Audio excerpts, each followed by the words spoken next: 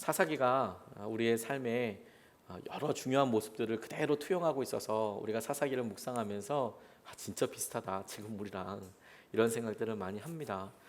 그러면서도 하나님께서 사사를 보내주셔서 하나님이 그렇게 패역한 시대에 어떻게 사람들을 일깨우고 주님 앞에 돌아오게 하는지, 어떻게 승리하게 하시는지 우리가 여러 번 붙잡을 수 있었는데요. 이 여룻바라 이 아비멜렉은 아주 특별합니다. 오늘 같이 말씀을 나누면서 그가 사사는 아니었지만 하나님께서 하신 은혜를 이렇게 같이 보게 하는데 우리에게 많은 생각거리를 준다라고 생각하게 됐어요. 이번 주에 어떻게 하다 보니까 제가 많이 아팠습니다. 보기에는 씩씩하고 건강해 보이는데 가끔 가다가 1년에 한 번씩 이렇게 퍽 힘들고 어려울 때가 있는 것 같아요. 눈이 갑자기 눈물이 나기도 하고, 그래서 무슨 감기 걸린 것처럼 콧물이 나기도 하고. 근데 신기하게도 눈만 나오면 콧물은 안 나요. 이게 참 진짜 놀라운 일이더라고요. 제가 그런 아픔이 있다는 것을 목회하면서 알았습니다. 작년서부터 이렇게 환절기가 되고 또 건조해지고, 오늘 비도 왔는데 건조해지면 이런 일들이 일어나더라고요. 제가 이번에 많이 아프면서 누워서 이렇게 끙끙 앓으면서 깜짝 놀란 게 있었습니다. 제 몸에 제가 힘을 주고 있는 곳이 참 많더라고요. 평소 때는 전혀 몰랐는데 제가 누워서 이렇게 가만히 아픈 곳을 이렇게 생각하게 되잖아요. 아픈 곳에 신경이 가게 되잖아요. 평소 때는 전혀 그렇지 않고 해야 될 일이 있으니까 그럴 일을 계속 하다가 잘 몰랐는데, 아프니까 어디가 아픈가 자꾸 이제 신경이 쓰이게 됐는데, 이게 왜 아플까 보면 거기에 힘을 제가 꽉 주고 있는 거예요. 특정한 근육들에 어떻게 거기에 힘이 들어갈까 싶을 정도로 어깨에도 힘이 참 많이 들어가 있구나. 목에도 힘이 참 많이 들어가 있구나. 이쪽에 허리 쪽에 있는 이런 근육들에도 참 많이 힘이 들어가 있구나. 계기나 기회들이 있으니까 아프니까 내가 이게 힘을 많이 주고 있구나. 비정상적이구나. 이런 것을 알 수 있게 되지 않습니까? 아비멜렉과도 같은 사람이 우리가 아플 때에 우리에게 이런 반면교사처럼 우리가 우리의 믿음 생활에 있어서 하나님께서 기뻐하시지 않는 곳에 주목하고 있는 것, 우리가 하나님께서 그것 그만 풀어라, 자유해라 라고 이야기하시는 것에 우리가 힘을 주고 신경 쓰고 있는 것을 드러내는 거울이자 반면교사가 되는 것이라고 싶어요. 아비멜렉은 굉장히 독특한 사람입니다. 그가 기드온을 따라서 충분히 사사가 될 수 있었던 사람이거든요. 당시의 사사는 이스라엘을 군대를 다스리는 사람이기도 했고, 그리고 재판을 하는 사람이기도 했어요. 그리고 중요한 결정들을 대신 내리는 사람이기도 했습니다. 이 사사는 왕이 생기기 전까지, 첫 번째 왕이었던 사울 왕이 서기 전까지 이스라엘을 이끌던 군대 지휘자 겸 종교 지휘자 겸 모든 역할들을 많이 겸임하고 있었던 사람이에요. 그때마다 하나님께서 어떤 외세로부터 이스라엘을 구원하시거나 혹은 되찾기 위해서 사사들을 세우셨거든요. 근데 이 기드온은 하나님께서 하신 놀라운 승리로 유명했지요. 하지만 우리가 지난번에 살펴봤듯이 그의 마지막이 좀 애매했어요. 다시 말해서 그가 본인의 고백으로는 나는 이스라엘을 다스리지 않겠습니다. 마치 왕이 되어 주십시오, 사사가 되어 주십시오 이렇게 얘기했지만 나는 이스라엘을 다스리지 않겠습니다. 내 자녀들도 그렇게 할 겁니다 라고 얘기했지만 그의 아들 아비멜렉을 기드온이 지었을 거 아닙니까? 근데 이 아비멜렉의 이름의 뜻이 무엇이냐면 내 아버지는 왕, 이런 뜻이에요. 내 아버지는 왕. 그러니까 기드온은 본인이 왕이 되고 싶다는 말은 없지만 그 아들의 이름을 내 아버지는 왕, 그러면 자기가 왕이 되는 거잖아요. 이제 그렇게 이름을 붙였어요. 그러니까 생각거리가 참 많아지죠. 그랬던 아비멜렉이 오늘 했던 행동들을 보면 참 되게 안타까운 일들을 많이 드러냅니다. 그가 왕이 되려고 할 때 혹은 사사가 되려고 할 때 그게 방법이 아주 문제였어요. 저는 이게 아주 특별한 일이라고 생각이 들었어요. 왜냐하면 성경에 다른 여러 사람들은 하나님께서 그를 사사로 세우셨거든요. 그런데 이 아비멜렉은 지가 사사가 되려고 그랬어요. 방법이. 그래서 좀 살펴보게 됐습니다. 스스로 자기가 이스라엘 군대, 이스라엘 사람들을 다스리려고 작정을 했고, 그래서 사람들의 피를, 특별히 형제자매의 피를 흘렸던 사람이에요. 그리고 이 사사기에서 어떤 사사들은 단 한 절만 나와 있는 사람들도 있거든요. 근데 아비멜렉은 굉장히 많은 절을 할애해서 소개하고 있어요. 총 9장에만 나와 있으니까 한 장이구나 싶지만 총 57절로 나누어서 아비멜렉 이야기만 쓰여져 있어요. 대충 분량으로는 2장이 넘는 분량입니다. 아비멜렉 한 주제로 쭉 길게 나와 있지만 페이지로 통독을 해보면 한 2페이지가 넘어가는 굉장히 많은 분량이 아비멜렉이 했던 여러 일들과 그에게 있었던 일을 아주 자세하게 설명하고 있거든요. 그러니까 사사기에서 여러 사사 못지않게 하나님께서 이 아비멜렉을 굉장히 중요하게 도전하신다는 생각을 하게 됐어요. 그가 스스로 사사가 되려고 하는 것, 정권을 잡으려고 했던 그 아비멜렉이죠. 그에 대해서 22절은 이렇게 이야기하고 있습니다. 아비멜렉이 이스라엘을 세 해 동안 다스렸다, 이렇게 이야기해요. 세 해 동안 다스렸다.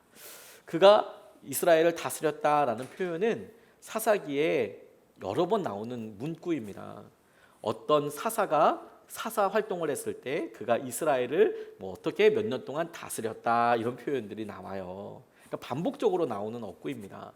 그래서 그가 사사 동안에 40년 동안 평안했다, 이런 이야기로 같이 나오게 되는데, 이 아비멜렉은 그가 사사였다는 말은 없어요. 그런데 3년 동안, 세 해 동안 다스렸다라는 말이 나와요. 그러면 어떻게 짐작할 수 있냐면, 적어도 아비멜렉이 이 3년 동안 사사의 역할을 했구나 라고 짐작할 수 있는 것입니다. 사사기에서 쭉 나와 있었는데 그가 그렇게 강력한 군사력을 중심으로 해서 이스라엘 사람들에게 큰 힘을 주려고 했다라는 겁니다. 자기 스스로 사사가 되었던 사람, 그는 안타까운 짓을 참 많이 했어요. 그 중에 24절 말씀을 보면, 하나님은 아비멜렉이 여룻바알의 아들 이름명에게 저지른 포악한 죄가를 이렇게 갚으셨는데, 자기의 형제들을 죽인 핏값을 아비멜렉에게, 그리고 형제들을 죽이도록 아비멜렉을 도운 세겜 성읍 사람들에게 갚으신 것이다, 이렇게 나와 있어요. 그러니까 아비멜렉이 세겜 사람들과 연합해서 기드온의 70명의 아들들을 죽였어요. 참 놀랍죠. 이게 무슨 왕이어서 왕자들을 다, 왕이 찬탈할 만한 사람들 다 이렇게 한 것처럼 그냥 자기의 형제자매들을 싹 다 도륙하는 일이 있었습니다. 그런데 하나님께서 그와 같은 일을 이렇게 보시면서 이 아비멜렉에 대해서 길게 쓰시면서 우리에게 주시는 하나님의 포인트, 하나님께서 우리에게 깨닫게 하시는 것은 무엇이냐면, 하나님이 그런 과정들을 다 기억하고 계시더라는 거예요. 그가 하나님께서 세우셨던 사람들과 다르게 본인의 생각과 본인의 힘으로, 본인의 지혜로, 본인이 생각한 과정으로, 계획대로 내가 사사가 되려면, 내가 지도자가 되려면 일단 내 형제들부터 다 죽여야 돼. 이 과정들을 본인이 원하는 목표를 이루기 위해서 다 했던 것이거든요. 다시 말해서 하나님께서 은혜로 세우신 선한 목표들, 선한 과정들이 있었을 텐데, 이 아비멜렉이 다른 사사들과 특별하고, 그리고 그를 심지어 사사라고 부르지도 않는 이유가 뭐냐면, 그 과정을 자기의 계획대로, 자기의 순전한 욕심대로 그것을 이루어 갔다는 데에 성경이 주목하고 있다는 겁니다. 이것이 우리에게 주는 도전이 있다는 생각을 하게 됐어요. 물론 우리 중에 누구도 아비멜렉처럼 아주 극단적인 이런 행동을 했지는 않았을 겁니다. 그런데 아비멜렉이 그렇게 움직이게 됐던 마음의 힘, 방향을 생각해 보면 우리도 그것을 통해서 누리게 되는 울림이 있어요. 왜냐하면 은혜로 얻을 수 있는 것들을, 하나님께서 은혜로 주신 것들을 우리의 힘과 우리의 과정과 우리의 능력으로 그것을 쟁취하려고 그렇게 노력하는 경우들이 우리에게도 많이 있거든요. 그리고 사회가 그런 것을 조장합니다. 자연스럽게 어떤 경쟁과 이런 것들을 자연스럽게 하려고 합니다. 그래서 우리도 알게 모르게 그렇게 살아가고 알아가게 되는 것이죠. 그걸 전부 다 비판하거나 비난하거나 이러는 것은 아니에요.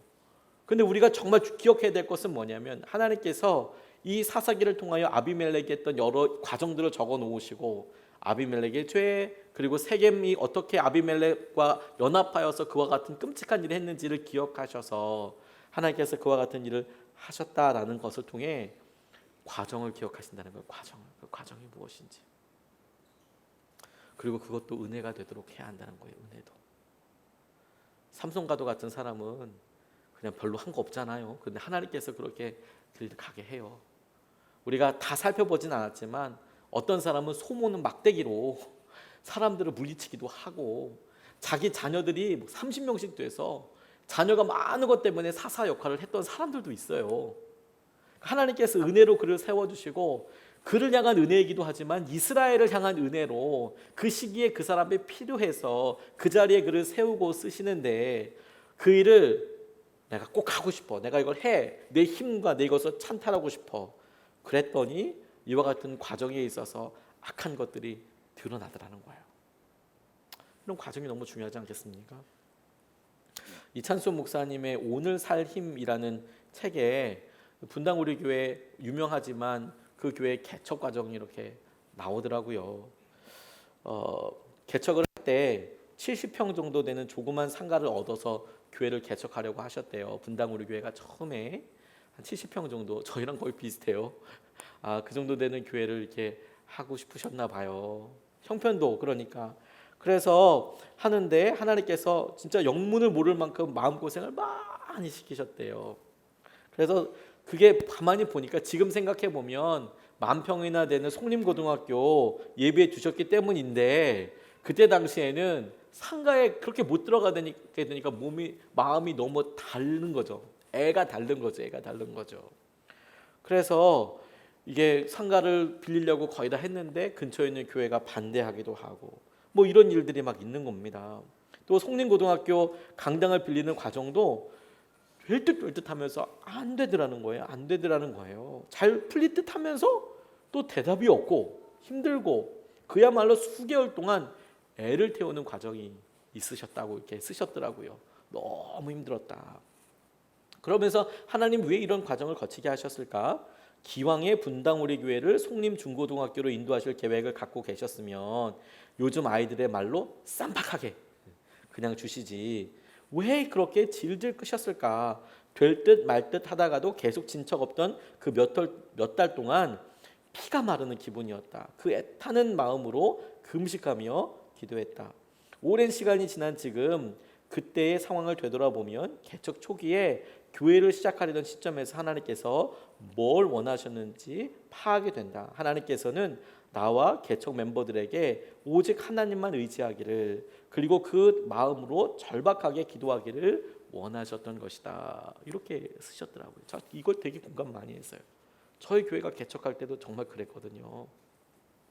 장소 놓고 여긴가 싶으면 아니구나 이런 생각이 들고 여기 참 좋은데 이렇게 생각하면 여지없이 거기 아니고 그렇게 해서 어느 날 여기 태전동에 여기 처음에 있는 창고 봤을 때 여긴 아니겠지 이런 생각이 들 정도로 여기를 보셨던 저희 같이 파송 나오시려고 준비하셨던 개척하려고 준비했던 분들이 다 여기 와셔서 미리 태전동 270-3번지에 저희가 교회를 개척하려고 하는데 기도해 주세요. 그러니까 그 얘기에 기도하시는 분들이 다 와서 너도 나도 와서 구경하고 가셨어요. 여기 어떤 데인지. 근데 여기 보고 오셔서 다 같이 한숨 쉬시면서 이렇게 이야기하셨어요. 어떻게 해요 목사님? 지금이야 여기 깨끗이 정리되고 이렇게 있으니까 다들 행복하고 이렇게 좋다고 교회가 인테리어가 뭐 심지어 예쁘다고 하시는 분들도 계세요. 근데 그때 당시만 해도 여긴 진짜 말할 수 없는 쓰레기장이었거든요. 이 바깥에 아이들이 뛰어노는 저곳은 막 쓰레기가 한 20cm, 30cm 무슨 화석이 쌓인 것처럼 비누 종류와 각종 화학 폐기물이 엄청나게 쌓였던 곳이에요. 그래서 덤프로 2대인가 3대를 긁어냈어요. 쓰레기를 엄청 긁어냈습니다. 그러니까 성도님이 와서 이건 뭐 이렇게 땅을 밟으면 물이 나오는데 막 녹색 물이 나오니까 이 녹색 물은 뭐냐? 이건 자연에 존재할 수 있는 물이 아닌데 거품은 이건 뭐냐? 뭐 이렇게 했던 것이거든요. 근데 왜 그렇게 계속 그렇게 하나님께서 애달게 하셨을까? 진짜 기도를 심고 깜짝 엎드려서 주님께 행하시는 은혜를 보고 알게 하는 것이죠. 그래서 과정이 얼마나 중요한지를 제가 너무 공감이 되고 알았어요. 사람들은 어떤 목표와 어떤 일을 이루는데 제일 먼저 필요한 거 뭐? 능력이라고 생각을 해요. 아니면 돈이라고 생각해요. 그리고 돈은 능력과 이퀄 같다고 생각해요. 근데 하나님의 방법은 전혀 그렇지 않아요. 하나님께서 원하시는 것은 뭐냐면 그분을 완전히 신뢰하는 믿음을 원하세요. 그래서 기드온에게도 요구하셨던 것도 그거 아니에요? 3만이 되면 너무 많다. 10,000명도 많아. 300명 그쯤 할까? 그래서 13만 5천 명이랑 싸웠다니까요. 13만 5천 명이랑. 이건 뭐 몇십 배가 아니잖아요. 몇백 배잖아요.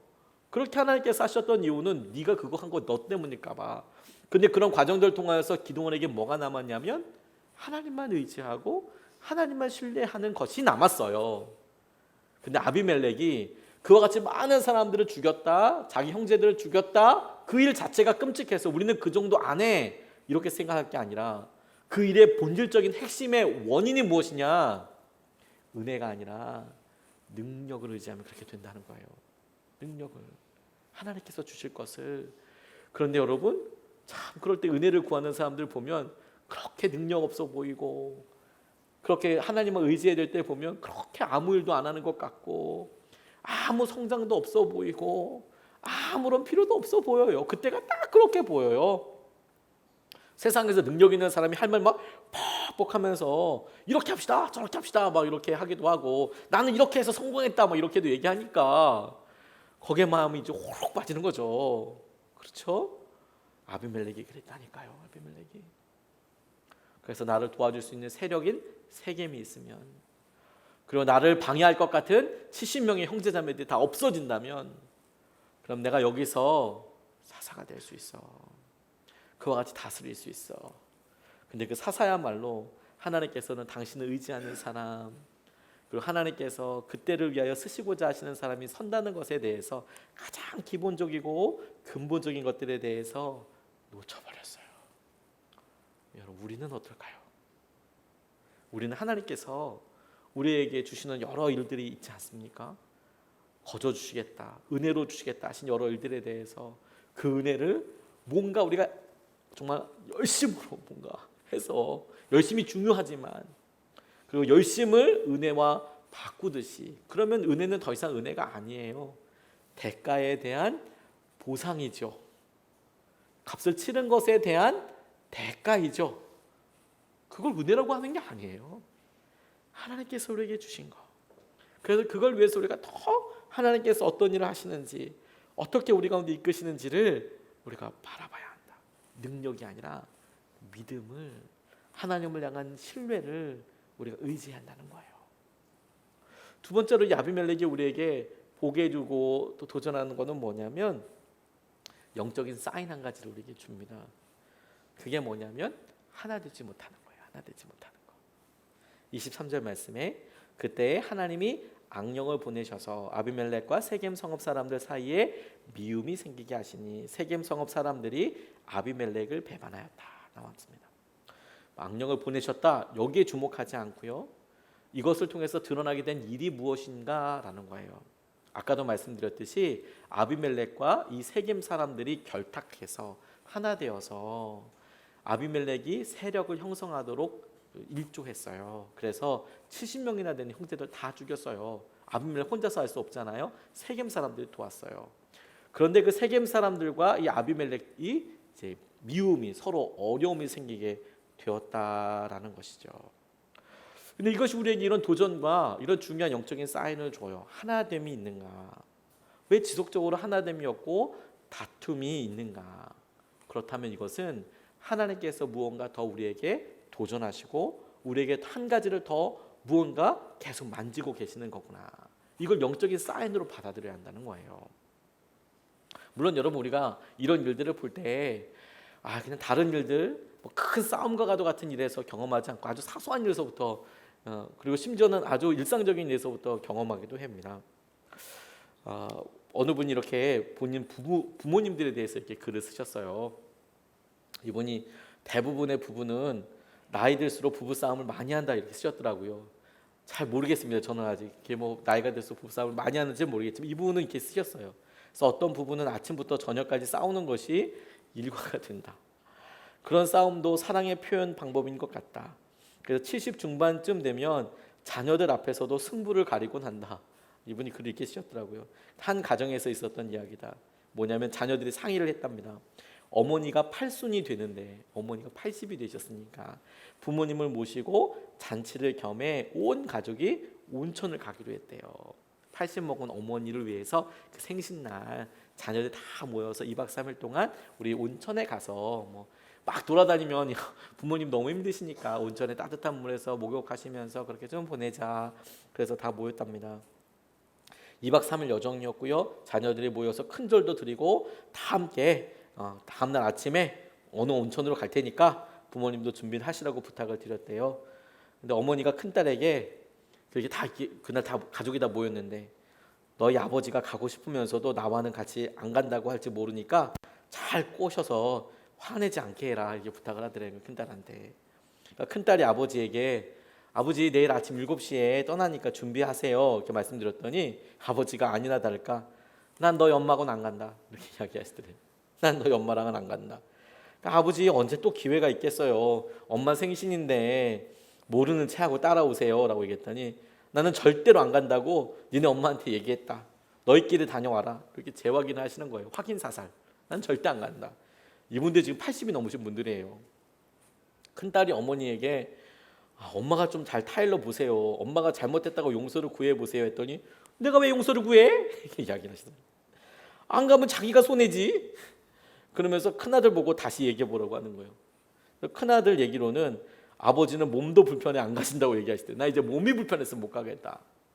할 수 없이 딸들이 아버지 이렇게 계속 고집을 피우시네. 그래서 이틀 동안 먹을 밑반찬을 냉장고에 넣어놓고 아버지 밑반찬 준비해 두었으니 좀 불편하시더라도 참으세요. 이 다음에 아버지 생신 때는 엄마도 모시고 갈게요 라고 했더니 내 생일 때는 엄마랑은 절대로 같이 안 간다 이렇게 이야기하시더래요. 내 생일 때는 절대로 엄마랑 같이 안 간다. 단언을 하시더래요. 그래서 어머니에게 또 말씀드렸더니 어머니도 잘 됐다. 나도 내 생일이니까 참지. 너희 아버지 생일에는 어디에도 안 간다. 이렇게 또 맞불을 놓으시더래요. 다음날 아침이 되었는데 떠날 준비를 다 갖추고 큰딸이 아버지 그럼 저희들 떠났다가 이틀 후에 올게요 라고 하면서 문을 쓱 열었더니 아버지가 양복으로 갈아입고 넥타이까지 메고 앉아 계시다는 거예요. 그래서 딸이 아버지 가실래요? 라고 했더니 아버지가 차가 몇 대 가냐? 이렇게 물어보시더래요. 2대라고 대답했더니 너희 엄마랑 딴 차로 가면 내가 가주겠다 이렇게 말씀하시더래요. 너희 엄마랑 딴 차로 가면 내가 가주겠다. 가족들이 모두 다 웃고 먼저 앞차에 앉아있던 어머니가 괜히 허세 부려보는 거지 저거 그럴 줄 알았으면 내가 먼저 오지 말라고 큰 소리 칠걸 막 이렇게 막 얘기하시는데 그러면서도 안심을 하는 이렇게 눈치들하는 거예요. 어머니가 막 그렇게 얘기하면서도 그러니까 알고 보니까 아버지가 막내딸에게 작은 오빠도 차 가져왔냐 이렇게 물어보시대요. 야 작은 오빠도 차 가져왔냐 이렇게 물어보시고 슬그머니 물어보시고 체면을 세우기 위해서 이렇게 준비하고 계시다라는 거예요. 그렇죠? 그래서 본인들이 이렇게 우리 아버지와 어머니는 싸우는 재미로 사는데 한 분이 먼저 가시면 무슨 낙으로 사실지 모르겠다. 큰 걱정이다. 뭐 이런 이야기를 이렇게 쓰셨더라고요. 웃으면서 이야기할 수 있는 분은 이야기했지만 이게 조금 더 심각해지면 사실 우리 삶에 아주 굉장히 중요한 감정의 고를 나타내지 않습니까? 그냥 어르신들이 그냥 우리가 그냥 볼 수 있고 떠올릴 수 있는 그런 일이어서 가족 가운데 있을 수 있는 일이어서 우리가 그냥 웃고 말았지만 실제로 우리가 삶에서 경험하는 감정의 골은 이것과 별반 다르지 않지만 조금 더 엄숙하고 조금 더 직설적인 대화가 갈걸요.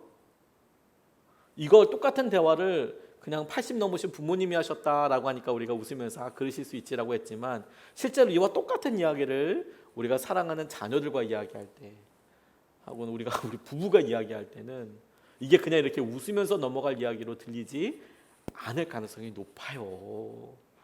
왜냐하면 우리가 저 아버지 분명히 저럴 거면서 그러네. 어머니 분명히 저러면서도 고집을 부리시네. 이게 보이지 않습니까? 근데 우리가 심지어 그렇게 할 때 우리 스스로도 알아요. 이게 욕심인 거고 이게 내 고집인 거 알아요. 자존심 때문에. 근데 그렇게 말을 해요 안 해요? 해요. 그렇게 해버려요. 에이 모르겠다. 그래서 누군가 하나 얼른 이렇게 할 때까지 진짜 그렇게 하려고 하죠. 근데 여러분 그런 상황들과 그렇게 되는 여러 일들을 보면서 우리가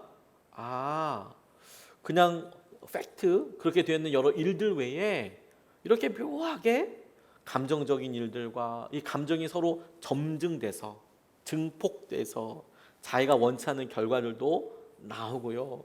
그게 하나됨을 깨요. 농담으로 시작하는데 그게 하나됨을 깨요. 그리고 그 하나됨을 깨는 게 제가 이렇게 재밌는 이야기로 말씀드린 게 뭐냐면 의외로 굉장히 삶에서 아주 단순하고 아주 많이 겪는 일들로 일어나요. 그런데 그게 영적인 사인이라는 거예요. 하나됨을 깨는 것. 내가 말할 때 내가 어떻게 말하는지 어떻게 하나 되는지 그것이 하나님께서 세겜 사람들과 하나님께서 이 아비멜렉을 동시에 심판하려고 하셨을 때 둘 사이에 일어났던 결과들이에요. 근데 이게 두 관계만 그런 게 아니고요. 실제로 모든 일들의 이런 것들이 그 조직과 그 상황과 그 관계를 어렵게 될 때 일어나는 아주 보편적인 현상이에요. 하나됨이 깨지는 것을 당연하게 생각하지 말아라. 그렇게 골이 깊어져 있는 채로 있는 것을 당연하게 생각하지 말아라. 그게 틈이다. 그게 사단이 붙잡을 수 있는 손잡이가 되는 거예요. 그게 사단이 붙잡을 수 있는 문고리가 되는 거예요. 아무것도 없을 때는 잡을 게 없는데 그렇게 하나됨이 깨어져 있는 틈이 사단이 털컥 잡고 문을 열고 혹은 그것을 붙잡고 휘두를 수 있는 그런 손잡이가 되고 문고리가 되는 거예요. 하나님께서 이런 여러 일들을 보게 하실 때 우리가 거꾸로도 얼마든지 믿음을 쓸 수 있거든요. 이 땅에 여러 공동체 중에서 이런 하나됨을 참 기가 막히게 넘어선 공동체가 있는데 모라비안 공동체라는 그런 공동체가 있었습니다. 믿음의 실험을 하기 위해서 모든 거 다 버리고 갔던 사람이에요. 루터가 종교개혁을 일으키기 전에 100년 전에 체코 지역에 프라하 지역에 지금은 프라하고 옛날에는 보헤미안이라는 곳에 사람들이 믿음을 위해서 하나님께서 하신 은혜를 위해서 살던 사람들이 있었어요. 얀 후스라는 사람이 성경을 번역하고 지금 보면 너무 당연한 일이지만 당시에는 성경을 번역하고 사람들한테 복음을 전했다가 붙잡혔어요. 그리고 화형을 당하게 됩니다. 프라하 광장에서 화형을 당하게 돼요. 그리고 강력한 핍박이 있어요. 강력한 핍박 때문에 그곳에 있는 사람들이 다 흩어졌어요. 그래서 이 체코 사람들 보헤미안이라고도 이야기하지만 그 지역에 있었던 사람을 모라비아 지역에 흩어졌던 살았던 사람에서 모라비안 교도라고 이야기하거든요. 그때 믿음의 박해 때문에 떠났던 사람. 이 사람들이 당시에는 영주들이 자기가 종교를 결정하기 때문에 캐톨릭이면 캐톨릭 혹은 무슨 개신교면 개신교 이런 식으로 결정했었어야 되거든요. 근데 이 사람들은 영주가 없잖아요. 그 땅에서 핍박받던 그냥 평민들이었으니까. 그러니까 정말 가난하게 살았어요. 그렇게 돌아다니다가 한 100년, 200년이 지난 다음에 1700년대에 이게 헤른후트라는 그 체코에서 조금 더 북쪽에 있어요. 조금 더 북쪽에 헤른후트라는 곳에 진젠도르프 백작이 갖고 있었던 헤른후트라는 영지에 몇몇이 살기 시작했습니다. 처음엔 8명이 살았어요.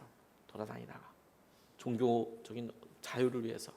그런데 이 모라비안 교도들을 이 진젠도르프 백작이 기쁨으로 받아줬어요. 내 영지에서 살아라. 그런데 그 소문이 쫙 퍼지더니 이 모라비안 교도들이 모이기 시작했어요. 거기 가면 우리가 고생하지 않고 믿음을 지키면서 살 수 있어 이런 생각을 하게 된 거예요. 그래서 사람들이 많이 모였습니다. 근데 문제가 생겼어요. 그들 가운데 모라비안들만 모인 게 아니라 당시에 여러 핍박 때문에 흩어졌던 또 그 곳을 떠났던 다른 사람들도 오게 된 거예요. 그리고 굉장히 힘든 문제 한 가지가 뭐냐면 루터파 교회. 루터파 교회는 뭐냐면 루터가 종교 개혁을 했잖아요. 그럴 때 우리 루터란이라고 하는 교회가 있어요. 루터파 교회 교인들도 거기 살 수 없으니까 영지를 떠나서 살다가 같이 있게 된 거예요. 그런데 이 헤르누트에 살던 모라비안들이 다른 사람들은 다 받아들였는데 이 루터파 사람들이 그렇게 미워하는 거예요. 쟤들은 좀 이상하죠. 종교개혁을 루터가 했는데 그 루터가 일으켰던 그런 종교개혁이 독일 땅에 이렇게 있으면서 그러면 같이 사이좋게 지내면 좋을 것 같은데 이 모라비안 교도들이 이 루터파 사람들 흡수하는 걸 너무 꺼려했대요.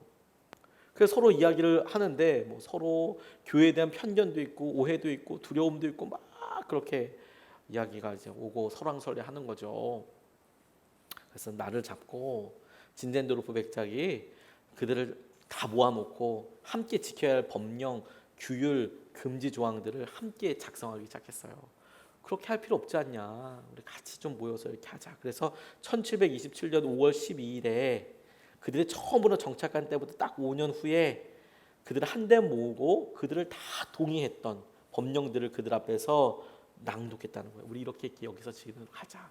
교파 상관없이 우리가 서로 종교의 자유, 믿음을 위해서 같이 살았던 사람 아니냐. 우리가 프로테스탄트 아니냐.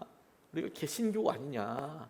가톨릭의 말도 안 되는 여러 일들을 우리가 여기서 나온 사람들 아니냐. 우리가 서로 이렇게 지키고 같이 살자.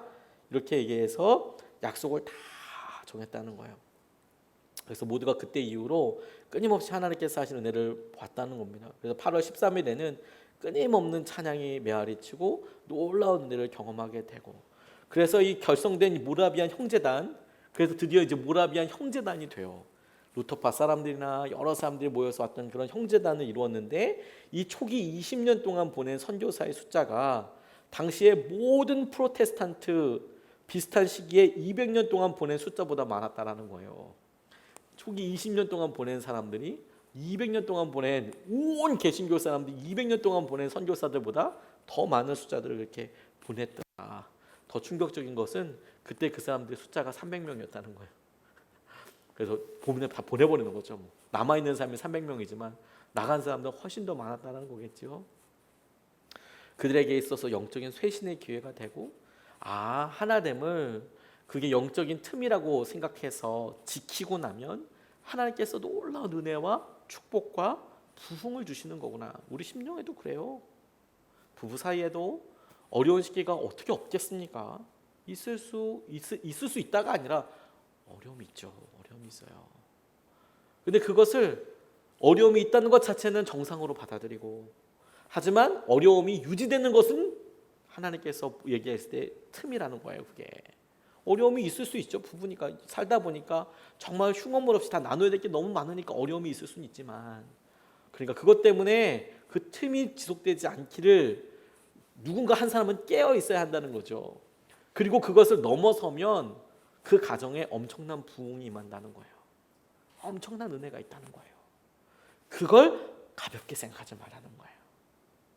세겜 사람들과 아비멜렉 이 두 세력을 무너뜨릴 때 하나님께서 그들에게 허락하셨던 심판의 방법이 분열하게 하는 거였다니까요. 하나됨을 놓고 나아가야 하는 거구나. 마지막으로 우리가 계속 기억하고 뼈에 새게 될 게 뭐냐면, 죄의 값을 반드시 받게 되어 있다는 겁니다. 죄의 값을 반드시 받게 되어 있어요. 50절로 54절까지 말씀을 쭉 보면 이렇게 나와 있습니다. 그 뒤에 아비멜렉은 데베스로 갔다. 그는 데베스에 진을 치고 그곳을 점령하였다. 그러나 그 성읍 안에서 견고한 망대가 하나 있어서 남녀 할 것 없이 온 성읍 사람들이 그곳으로 도망하여 성읍을 걸어 잠그고 망대 꼭대기로 올라갔다. 아비멜렉은 그 망대에 이르러 공격에 나섰고 망대 문에 바짝 다가서서 불을 지르려고 하였다. 그러나 그때에 한 여인이 맷돌 윗짝을 아비멜렉의 머리에 내리던져 그의 두개골을 부셔버렸다. 아비멜렉은 자기의 무기를 들고 다니는 젊은 병사를 급히 불러 그에게 지시하였다. 내 칼을 뽑아 나를 죽여라.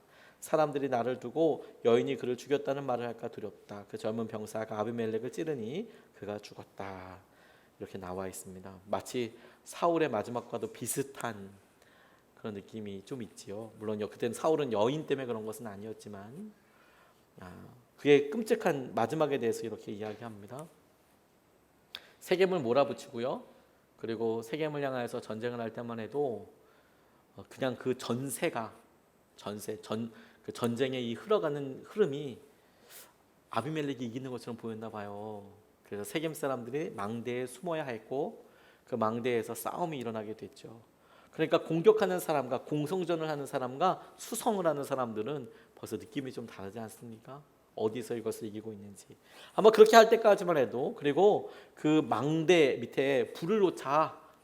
그래서 망대라는 게 이렇게 쭉 올라가는 망루나 성처럼 이렇게 보이는 그곳에 문에다가 불을 놓아서 타버리면 사람들이 들어갈 수 있으니까 강력한 군대로 이거 이길 수 있겠다라고 생각했던 거예요. 그렇게 생각할 때까지만 해도 아비멜렉이 자기가 죽을 거라는 걸 알았을까요? 몰랐을까요? 몰랐어요. 그리고 그가 분명히 자기를 향해서 날라오는 화살에 대해서 신경을 썼을까요? 안 썼을까요? 분명히 썼을 거예요. 그렇죠? 그리고 사람들 의식도 한 것 같아요. 나처럼 여기다가 이렇게 나무를 갖다 놓고 불을 질러라, 아마 이렇게 얘기했을 거거든요. 그런데 그렇게 하다가 하늘을 못 봤어요. 뭐가 떨어졌다고요? 그 맷돌 윗짝 이렇게 떨어졌다는 거예요. 저는 이게 저 이스라엘의 맷돌을 실제로 보지는 못했기 때문에, 그렇다고 하더라도 콩 갈 때 쓰는 우리나라 맷돌을 생각하면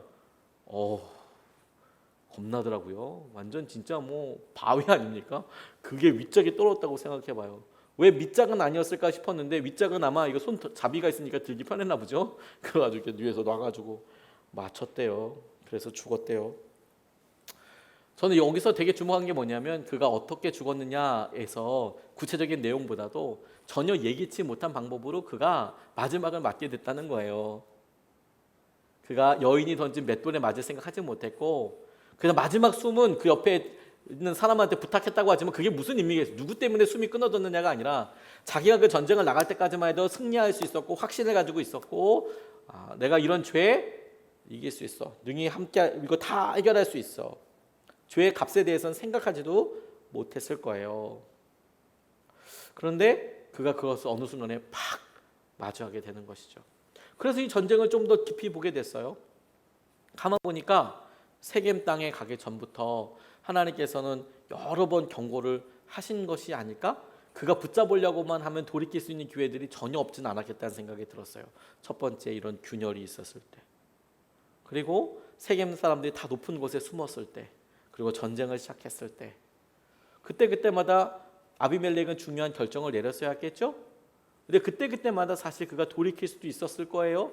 근데 그는 결코 돌이키지 않고, 우리 모두가 생각하듯이 그가 이렇게 전쟁을 끝까지 가다가 당연한 죽음을 맞이한 것처럼 우리가 생각하게 되더라고요. 어느 아이가 이렇게 자랐는데, 동네에서 그 아이를 유심히 잘 본 거예요. 어렸을 때 태어났다고 좋아하는데 이 남자아이가 조금 과한 거예요, 노는 게. 어릴 땐 그럴 수도 있죠, 뭐 좀 과한데. 근데 이게 보니까 애가 이렇게 뭐 잘 노는 건 좋은데 뭐 이렇게 딴 애를 때리는 거예요. 그것도 그럴 수 있지 뭐, 처음에 이렇게 생각을 했어요. 좀 살살 해라, 사이좋게 놀아라, 이런 정도 이야기를 들었어요. 그런데 조금 지나고 나니까 아이가 초등학교 들어가서 이게 되니까 때렸다 하면 또 그 아이인 거예요. 너 그러면 안 돼. 그 습관 되면 안 된다. 주위의 어른들도 그렇고 부모님들도 당연히 얘기하지 않겠습니까? 근데 조금씩 초등학교 학년이 올라가면서 말이 좀 더 거칠어지기 시작하는 거예요. 이 녀석 이러면 안 되는데 걱정되네, 이렇게 생각을 해요. 주위 어르신들이. 중학교 들어가니까 이젠 거친 친구들과 좀 어울리는 것 같더라는 거예요. 그럼 말도 함부로 하는 것 같고, 그리고 어른들 이렇게 얘기하는데도 뭐 뒤에서 뭐 얘기를 하고, 지키지도 않고 뭐 욕도 하고, 이 녀석 저러면 안 되는데, 저러다가 큰일 나는데. 그러다가 친구들 돈을 빼앗았다는 그런 이야기가 들리는 거예요. 이 녀석 이거 지금 이거 버릇이 이거 되면 안 되는데, 이게 조심해라, 그러지 마라. 당연히 어른들이 이렇게 경고하지 않겠습니까? 고등학교 들어가던 이제 큰 싸움에 휘말리는 거예요. 그리고 지가 막 선동하기도 하고 막 그러는 거예요. 그러다 싸움에서 정학도 맞기도 하고, 그러다가 소년원 다녀오기도 하고. 아이고, 저런 걱정이 이제 뭐 한 짐이 되는 거죠. 걱정이 한 짐이 돼. 부모님들도 그렇지만 주위에서 그 아이가 계속 자라는 걸 봤던 주위 어른들도 한 짐이 되는 거예요. 한 짐이 되는 거예요. 그러지 말아라. 야, 그러면 안 된다. 너 그러면 진짜 나중에 큰일 난다. 너 인생 버린다. 그렇게 말을 해줄 수 있는 가까운 사람들이 있어서 다행이었겠지만 그렇게 얘기를 해주겠죠. 근데 고등학교 겨우에 졸업하지 못하고 사회에 나가더니 어느 날 큰 사고 쳤다며 수감되었다는 이야기를 듣는 거예요. 근데 그때 이런 이야기를 듣고 그 어른들이 주위에 같이 있던 애가, 아유, 그럴 줄 알았다. 아유, 그럴 줄 알았다. 이렇게 이야기되지 않겠습니까? 그럴 줄 알았다. 그럴 줄 알았다. 주위 어른들이 그럴 줄 알았다라고 이야기하잖아요. 사실 그 아이는 중요한 순간들마다 사실 매번 선택의 순간이었을 거예요. 근데 그것을 이렇게 보고 있는 사람들은 아이고 저 녀석 저러면 안 되는데, 아이고 저 녀석 저기서 그만둬야 되는데, 저기서 더 나가면 안 되는데, 저기서 저쯤 하고 얼른 지금 기회를 잡고 돌이켜야 되는데, 이게 마지막 선인데 저거 하면 이제부터는 범법자가 되고 이제부터는 교도소 가는데, 그렇게 생각하잖아요. 근데 그 아이는 마치 처음서부터 아무런 선택이 없는 것처럼 그냥 그렇게 쭉, 마치 그렇게 예정된 것처럼 그렇게 쭉 가서 결국에는 그 한계선 마지노선을 그냥 넘어 버려요. 죄 짓는 게 딱 그와 같아요, 여러분. 아비멜렉이 마지막까지 그렇게 죄를 짓고 자기의 죽음의 장소까지, 이런 표현이 좀 강력하긴 하지만, 기어 들어간 이유가, 이렇게 엉겅하게 해가지고 돌 맞아 죽었어요. 기어 들어간 이유가 사실 처음부터, 그 과정의 처음서부터 어쩌면 예정되어 있는 거예요. 저렇게 강력하게 욕심을 갖고 사는 거, 저러다가 안 되지. 그리고 자기 형제를 죽이면서부터 저건 진짜 아니지. 그렇게 하나씩 보다 사람들이 저건 아니지, 저건 아니지, 저건 아니지, 저렇게 하는 건 아니지. 그러다 어느 순간에 모든 사람들이 저건 아니지 하다가 넘어간다니까요. 이걸 다른 사람들한테 할 때는 그래도 저건 아니지 하고 넘어가잖아요. 근데 문제는 그렇게 살아가고 있는 것이 우리 자신이라고 생각한다면, 그렇다면 이건 어떤 문제가 될까요? 우리 자신이 아비멜렉이라면, 우리 자신이 하나님, 내가 욕망과 내가 하기 원하는 것을 찾기 위해서 하나님의 은혜, 하나님의 방법이 아닌 능력이 최고라고 생각하고 살았어요. 그러다가 나는 이게 세상 사람들 다 해요, 다 이렇게 살아요 하고 어느 순간에 여전히 나는 그게 당연한 기준이라고 생각하고 살아가다가, 저러면 안 되지, 하나님께서 저러면 안 되지, 저러면 안 되지, 저렇게 한 번씩 두 번씩 저렇게 하면 안 되지, 저렇게 고백하면 안 되지, 저렇게 영적으로 무너지면 안 되지 하다가 훅 넘어가 버리면, 그 다음에 하나님 왜 말씀 안 하셨어요? 하나님 그때 치시지 그러셨어요.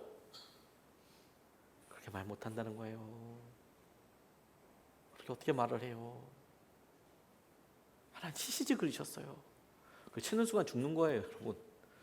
치시면 그 마지막 치는 게 맷돌인 거예요. 그걸 우리가 항상 주님의 은혜를 누리듯이 두렵고 떨리는 마음으로 생각하고 떠올리고 기도해야 한다는 거예요. 왜냐하면 여러분, 세상에서 우리가 일주일 동안 보내면서도 우리가 너무도 주님의 생각에 대해서 멀어지고 주님의 계획에 대해서 멀어지고, 그게 합당하다고 생각하는 합리적이고 우리가 보기에 너무도 지당한 계획들이 5만 가지도 넘을걸요. 오늘 여러분 우리가 성령 집회 기도해야지, 기도하는 자리, 내가 기도 자리 채워야지 이렇게 결단하기보다, 이거 오늘 비 온다, 천둥 쳤어, 오늘 주차도 안 될 거야 부터 시작해서 교회 혹은 기도의 자리에 안 나올 수 있는 이유가 만 가지도 넘어요. 세어보면 더 많아요. 그럼 주님이 그렇게 교회를, 기도 시간을 결단을 했다 안 했다가 아니라, 그런 여러 일들이 삶에서 징후들이 이렇게 있을 거 아닙니까? 하나님께서 저거 아니지, 저거 아닌데. 여러분 속장님들, 지역장님들도 아시잖아요. 여러분들 집사님들, 권사님들도 아시잖아요. 당장 주위에 있는 누가 주일 예배 시간 때 혹은 속회 모임 때, 아니면 어떤 모임에, 아니면 그냥 신앙생활 하면서 여러분들도 그렇게 똑같이 느끼지 않나요? 저 집사님 저러다가 어려울 텐데, 넘어갔네.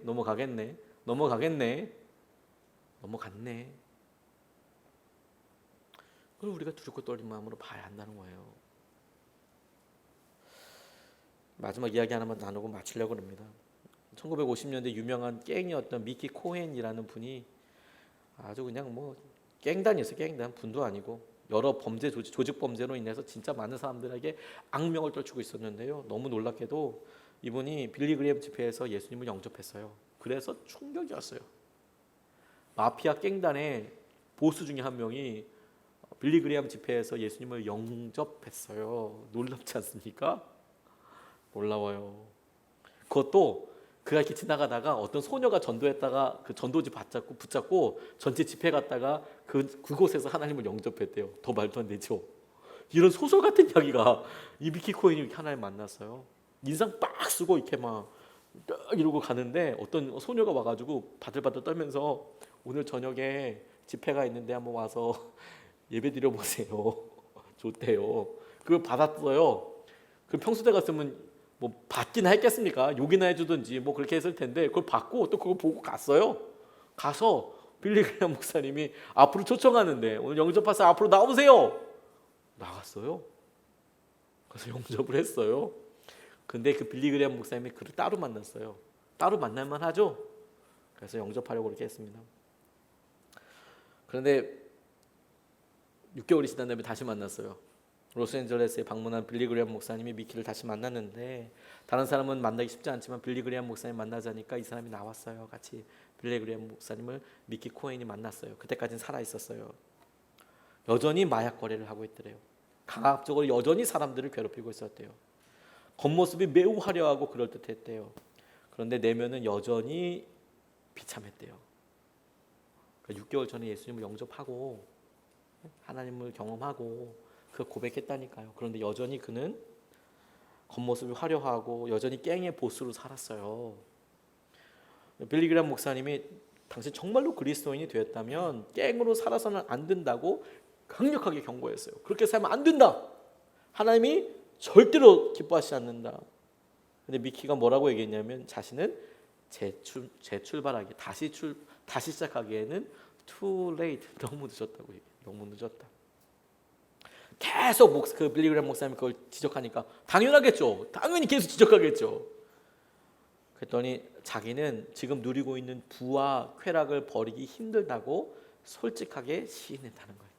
나 지금 이거 다시 시작하는 거 누리는 거 이거 포기할 수 없어. 하나님이 우리가 여러 시험과 유혹담에 흔들리고 넘어지는 것에 계속 얘기하신다니까요. 저거 안 되는데, 저거 안 되는데, 저거 안 되는데. 그런데 주님께서 이런 아비멜렉과도 같이 맷돌 맞아 죽은 사람을 통하여서 그렇게 생각하고 그냥 어쩌면 그렇게 우리도 무덤덤하게 가고 있을 때에 아비멜렉을 부른 듯 팍 보여주면서 돌이켜라. 돌 맞아 죽은 사람 있다. 맷돌 맞아 죽는다. 돌이켜라. 우리가 아닌지 너도 생각해라. 주님께서 이렇게 붙잡고 이끄시는 거라고 생각하게 됐어요. 그게 이 사사기에 많은 사사들 가운데 이 아비멜렉 그 처음부터 패역하고 마지막까지 패역한 이 사람을 빡 넣어놓고 봐라. 이런 사람도 있다. 너랑은 다르냐? 라고 물으시는 주님의 도전이라고 붙잡게 됐습니다. 여러분 오늘 우리가 이 아비멜렉을 놓고 우리 같이 보면서 말씀을 같이 나눴는데 같이 기도하고 싶어요. 찬양하고 하나님께서 우리에게 승리의 말씀을 주실 때 참 기쁘잖아요. 근데 하나님께서 우리 회개하라, 마음을 봐라 이럴 때는 참 마음이 비장해지고 어두워집니다. 근데 여러분 그럴 때가 기회예요. 그럴 때가 기회 아니겠습니까? 애들도 보세요. 칭찬해줄 땐 좋아하지만 너 그 공부 좀 해라. 너 그러다가 망한다. 너 그러다 시험 못 본다. 너 그러다 힘들어진다. 그러면 좋아해요? 안 좋아해요? 안 좋아해요. 안 좋아해요. 근데 그 애한테 필요한 건 뭐예요? 그렇게 말해주는 사람이 필요해요. 그냥 한 번이라도 돌이킬 수 있으면. 근데 여러분 그렇게 1000번 얘기해서 한 번이라도 변할 수 있으면 성공한 거 아닙니까? 왜냐면 그렇게 넘어가는 거예요. 거의 넘어가니까. 우리가 찬양하고 오늘 우리에게 주시는 주님의 도전을 우리 같이 붙잡고 싶습니다.